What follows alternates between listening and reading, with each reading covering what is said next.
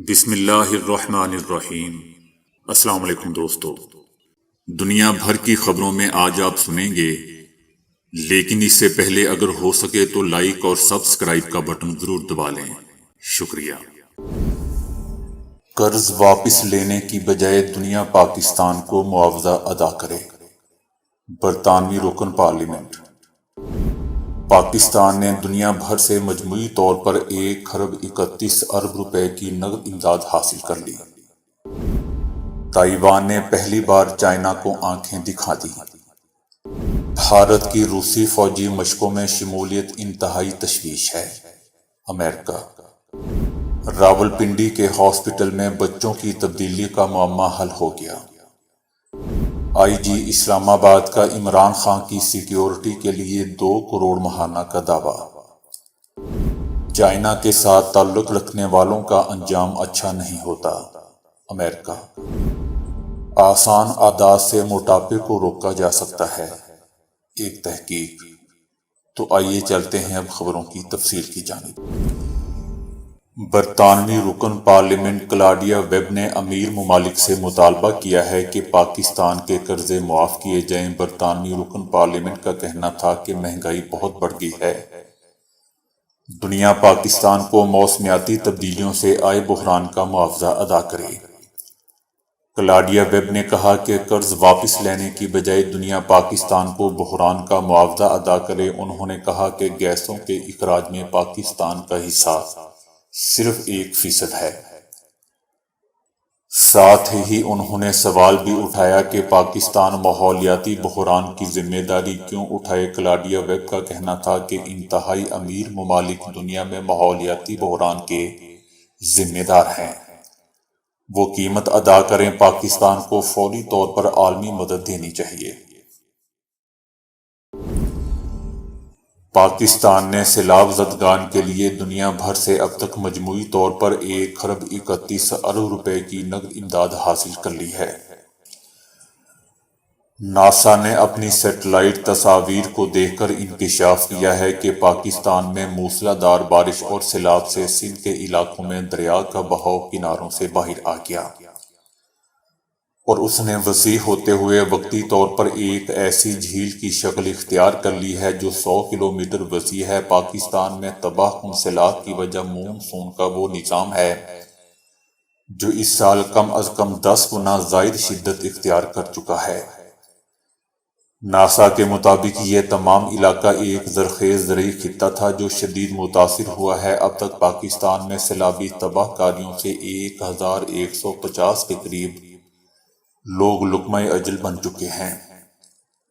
زخمیوں کی تعداد ہزاروں میں ہے۔ 5 لاکھ حاملہ مائیں آخری مرحلے میں مدد کی منتظر ہیں اور مالی نقصان کا اندازہ $10 ارب لگایا گیا ہے۔ ناسا کے مطابق 1961 کے بعد سے پاکستان نے شدید ترین مون سون دیکھا ہے، جس کی تصدیق محکمہ موسمیات بھی کرتی ہے۔ سندھ اور بلوچستان میں معمول سے 500% زائد بارشوں نے آبادیوں اور دیہات کو نگل لیا ہے۔ فصلیں بہہ گئی ہیں اور عمارتیں مخدوش ہو چکی ہیں۔ تائیوان کی فوج نے پہلی بار چینی ساحل کے قریب ایک جزیرے پر چینی ڈرون مار گرایا ہے۔ حکام کا دعویٰ ہے کہ ڈرون تائیوان کی فضائی حدود میں داخل ہوا تھا۔ اس سے پہلے تائیوان حکومت کی جانب سے چینی ساحل کے قریب تائیوان کے زیر کنٹرول جزائر پر چینی ڈرونز کی موجودگی پر انتباہ بھی جاری کیا گیا تھا۔ تائیوان کے حکام کا کہنا تھا کہ ہم کشیدگی بالکل نہیں چاہتے، لیکن چائنا کی جانب سے اس طرح کی بار بار دخل اندازیوں کو برداشت نہ کرتے ہوئے سخت اقدامات کیے جائیں گے۔ ڈرون دوپہر کے اوقات میں ملکی حدود میں داخل ہوا، جس پر جزیرے پر موجود فوج نے اسے خبردار کرنے کی کوشش کی اور عمل نہ کیے جانے پر مار گرایا گیا۔ تائیوان کی جانب سے ڈرون مار گرائے جانے کا واقعہ دوستو صدر کے اس حکم کے بعد پیش آیا جس میں انہوں نے فوج کو کسی بھی قسم کی اشتعال انگیزی کے خلاف سخت جوابی اقدامات کرنے کی ہدایت کی تھی۔ صدر نے مسلح افواج سے گفتگو کرتے ہوئے کہا تھا کہ چائنا تائیوان کو دھمکانے کے لیے ڈرون کے ذریعے ممنوع حدود کی خلاف ورزیوں سمیت دیگر حربے استعمال کر رہا ہے۔ صدر نے کہا تھا کہ تائیوان تنازعات کو ہوا دینا نہیں چاہتا، لیکن اس کا مطلب ہرگز یہ نہیں ہوگا کہ ہم جوابی اقدامات نہیں کریں گے۔ یاد رہے دوستو کہ امریکی اسپیکر نینسی پیلوسی کے دورہ تائیوان پر شدید رد عمل کا اظہار کرتے ہوئے چائنا کی جانب سے تائیوان کے ساحلی علاقوں میں وسیع پیمانے پر جنگی مشقیں کی گئی تھیں، جس کے بعد دونوں ممالک کے درمیان کشیدگی میں شدت پیدا ہو گئی تھی۔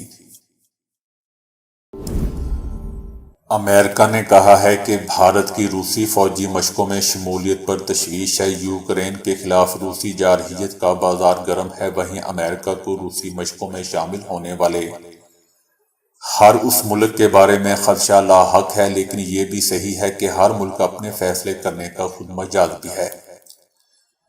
یاد رہے دوستو کہ روس میں فوجی مشقیں شروع ہو چکی ہیں، جن میں روس، چائنا، بھارت اور آذربائیجان سمیت 14 ممالک کی فوجیں حصہ لے رہی ہیں۔ راولپنڈی کے بے نظیر بھٹو ہاسپٹل میں بچوں کی تبدیلی کا معمہ حل ہو چکا ہے۔ نومولود لڑکی اب بھی بچوں کی نرسری میں موجود ہے، جبکہ لڑکے کا والد ہونے کے دعوے دار سے شناختی کارڈ کی کاپی کرانے کے بہانے سے گیا اور پھر واپس نہیں آیا۔ انکوائری مکمل ہونے پر انتظامیہ نے ایل ایچ پی کو ذمہ دار قرار دیا ہے۔ لڑکے کا دعوے دار خاندانوں میں سے ایک کیس سے پیچھے ہو گیا ہے، جبکہ 5 رکنی انکوائری کمیٹی نے تحقیقات کے بعد نومولود بچے یعنی لڑکے کو حقیقی والدین کے حوالے کر دیا ہے۔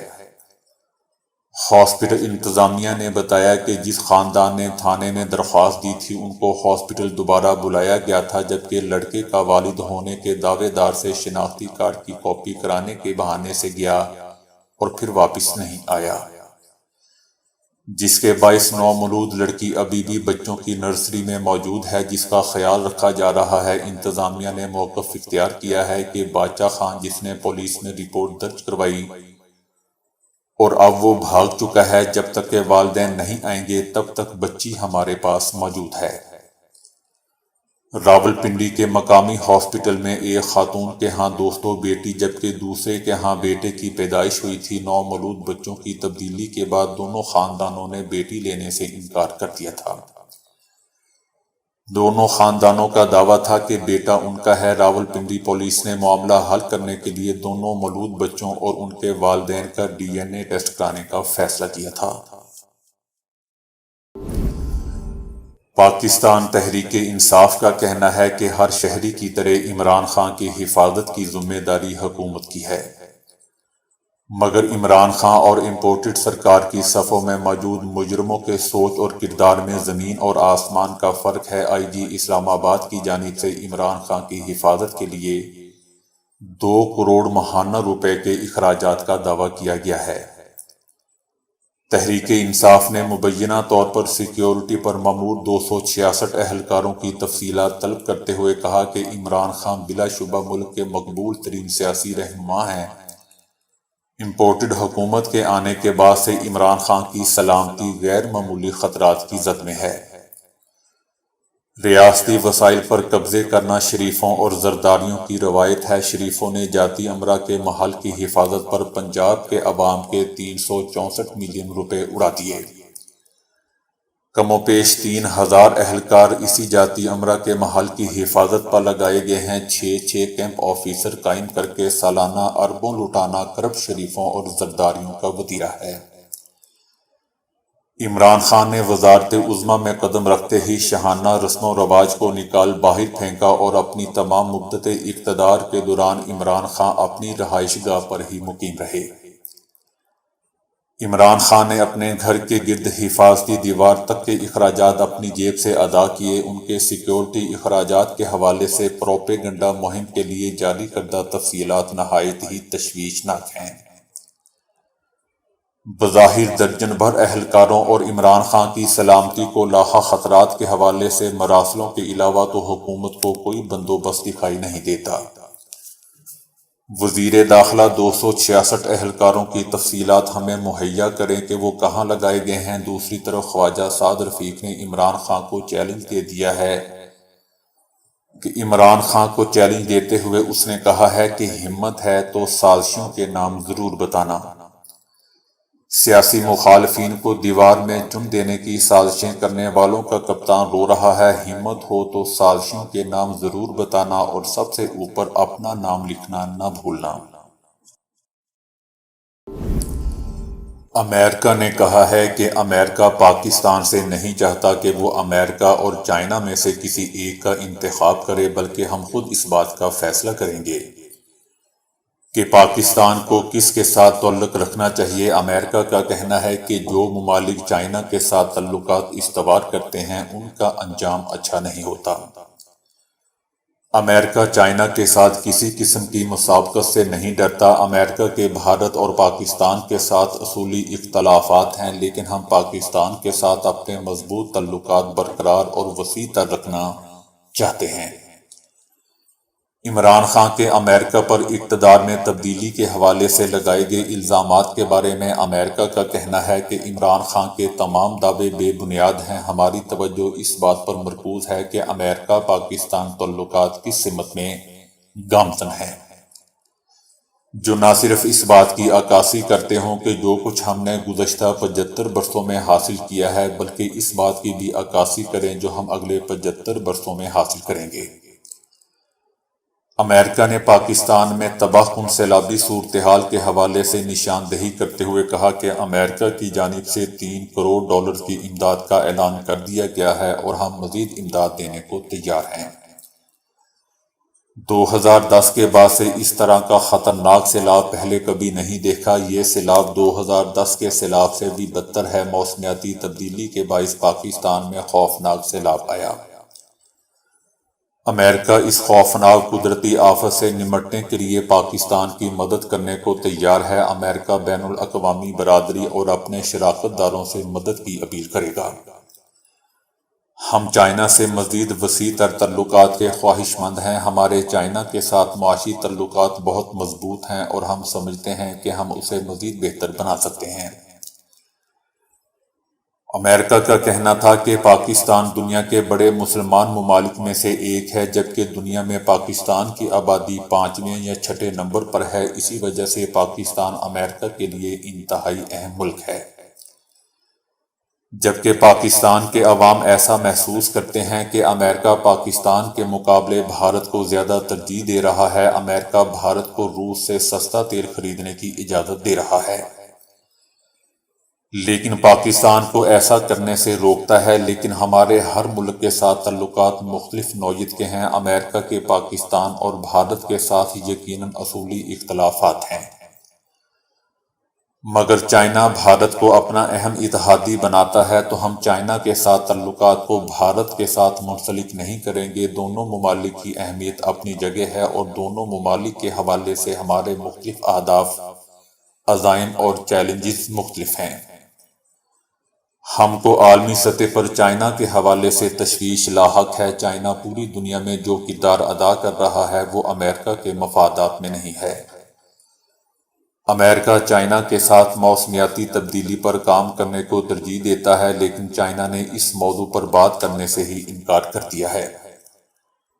چائنا کے قرضوں کے بوجھ کی وجہ سے پاکستان کو بھی سری لنکا جیسے معاشی حالات کا سامنا کرنا پڑ سکتا ہے۔ ہمیں اس بات کی فکر ہے کہ چائنا کے ساتھ معاہدے کرنے والے ممالک، چاہے وہ جنوبی ایشیا سے ہوں یا کہیں اور سے، ان کا انجام سری لنکا کی طرح اچھا نہیں ہوگا۔ موٹاپا جو اب عالمی بحران بن چکا ہے، لیکن غذائی تدابیر، ورزش اور احتیاط سے آپ اس مرض سے دور رہ سکتے ہیں۔ عالمی ادارہ صحت نے بعض انتہائی بنیادی ہدایات دی ہیں جن پر عمل کر کے ہم موٹاپے کے ساتھ ساتھ کئی امراض سے بچ سکتے ہیں۔ اس میں سب سے اہم بات تو یہ ہے کہ ورزش کو باقاعدگی سے اپنایا جائے اور زیادہ دیر بیکار بیٹھے رہنے سے گریز کیا جائے۔ چینی اور نمک سے پرہیز کیا جائے۔ شکر خوری ہمارے عہد کا ایک خوفناک آردہ بن کر اب شوگر کی صورت میں ہم سے انتقام لے رہا ہے۔ دنیا کے تمام ماہرین متفق ہیں کہ شکر کم کرنے سے بہت سے فوائد حاصل ہو سکتے ہیں اور موٹاپے میں کمی آ سکتی ہے۔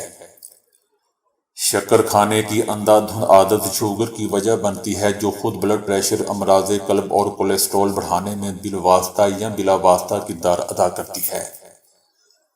آج کے تیز رفتار دور میں فاسٹ فوڈ، چپس اور پیزا وغیرہ میں نمک کی غیر معمولی بھرمار ہوتی ہے۔ ایک بالغ کو روزانہ 5 گرام سے اوپر نمک کسی طور پر نہیں کھانا چاہیے۔ شکر اور نمک سے احتیاط کرنا بہت ضروری ہے۔ چکنائی بھری اشیاء سے مکمل پرہیز ضروری ہے۔ چکنائی دھیرے دھیرے ہمارے جسم میں چربی کی صورت میں جمع ہوتی رہتی ہے اور ہمارا وزن بڑھاتی رہتی ہے۔ اگرچہ متوازن غذاؤں پر بہت بحث ہوتی رہتی ہے، لیکن ماہرین کہتے ہیں کہ تمام ضروری اجزاء اور وٹامن، پروٹین اور دیگر اجزاء پر مشتمل غذا ہی ایک متوازن خوراک بناتی ہے۔ اس میں پھل، سبزیاں، گوشت، انڈے، دالیں اور دیگر اجناس شامل ہیں۔ متوازن غذا جسم کو موٹاپے سے دور رکھتی ہے۔ فیشن کے تحت شکر والے مشروبات، سافٹ ڈرنکس اور انرجی ڈرنکس سے مکمل اجتناب ایک اچھی عادت ہے۔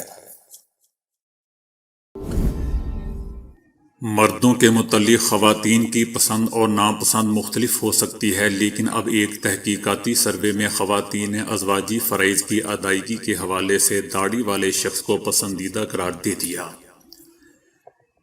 اس سروے میں ماہرین نے 4550 خواتین سے پوچھا کہ وہ ازواجی فرائض کی ادائیگی کے حوالے سے مردوں میں کیا خوبی پسند کرتی ہیں۔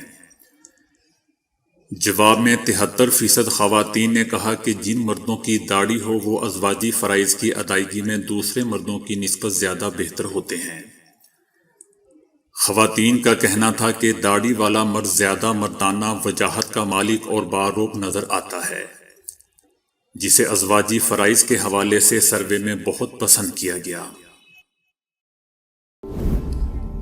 ایرانی علاقے دشت لوت کا درجہ حرارت 70 درجے سینٹی گریڈ نوٹ کیا گیا ہے۔ دشت لوت نامی ریگستان ایران میں واقع ہے، جسے دنیا کا 25واں بڑا صحرا بھی کہا جاتا ہے۔ یہ دنیا کے گرم ترین مقامات میں سے ایک ہے اور یہاں 70 درجے سینٹی گریڈ گرمی ریکارڈ کی گئی ہے۔ سائنسدانوں کے مطابق کروڑوں برس قبل یہ سمندری فرش تھا جو ٹیکٹونک پلیٹوں کی حرکات سے اوپر آ گیا۔ دھیرے دھیرے اس کا پانی بخارات بن کر غائب ہو گیا اور اب وہاں نمک بھرا میدان ہی باقی رہا ہے، جس کی وجہ سے گرمیوں میں یہاں قدم رکھنا ایسا ہی ہے جیسا کہ جلتے ہوئے توے پر پیر رکھنا۔ اگرچہ امریکی ڈیتھ ویلی، کیلیفورنیا کے بعض ویرانوں، لیبیا میں العزیزیہ اور ایتھوپیا کے ایک مقام کو دنیا کے گرم ترین مقام کا اعزاز حاصل ہوتا رہا ہے، لیکن دشت لوت میں سب سے زیادہ درجہ حرارت کی تصدیق خود ناسا نے بھی کی ہے۔ کہتے ہیں کہ یہاں گندم بکھیر دیا جائے تو چند دنوں میں پک جاتا ہے، لیکن گرم ترین مقام ہونے کے باوجود یہاں تمام طرح سختیوں میں زندہ رہ جانے والے پودے بھی موجود ہیں، جن میں 10 فٹ بلند پیڑ بھی شامل ہیں۔ ناسا کے مطابق یہاں گرمیوں میں پتھر پر انڈا پھینکا جائے تو وہ فوراً پک جاتا ہے۔ اسپیس سیکیورٹی کے سابق اسرائیلی سربراہ نے کہا ہے کہ کائنات میں خلائی مخلوق موجود ہے مگر بنی نوع انسان اس کے لیے تیار نہیں ہیں۔ پروفیسر ہیم ایشج جو 30 سال تک اسرائیلی اسپیس سیکیورٹی پروگرام سے وابستہ رہے ہیں، انہوں نے کہا کہ اسرائیل اور امریکہ کئی سال سے خلائی مخلوق کے ساتھ رابطے میں ہیں، مگر انسانوں کو ہیجانی کیفیت سے بچانے کے لیے اسے خفیہ رکھا جا رہا ہے کیونکہ وہ اس کے لیے تیار نہیں ہیں۔ انہوں نے کہا کہ صدر ٹرمپ اس امر سے باخبر ہیں اور وہ اس کو افشا کرنے والے تھے مگر انہیں روکا گیا کیونکہ انسان یہ سب قبول کرنے کے لیے تیار نہیں تھے۔